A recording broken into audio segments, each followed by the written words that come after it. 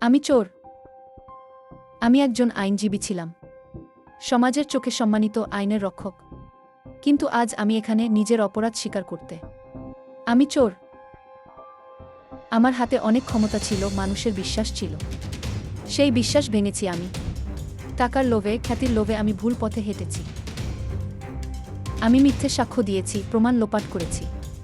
নির্দোষকে দোষী আর দোষীকে বাঁচিয়েছি। টাকার বিনিময়ে ন্যায়কে বিক্রি করেছি। আমার বিবেক আজ আমাকে কুরে কুরে খাচ্ছে, রাতের ঘুম কেড়ে নিয়েছে।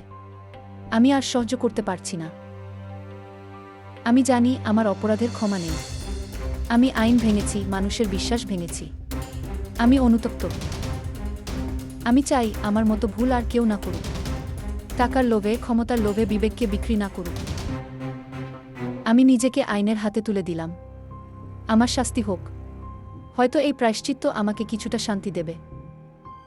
আমি চাই আমার এই স্বীকারোক্তি অন্যদের জন্য একটা উদাহরণ হোক। ন্যায় প্রতিষ্ঠার পথে, সততার পথে চলুক সবাই। এটাই আমার শেষ ইচ্ছা।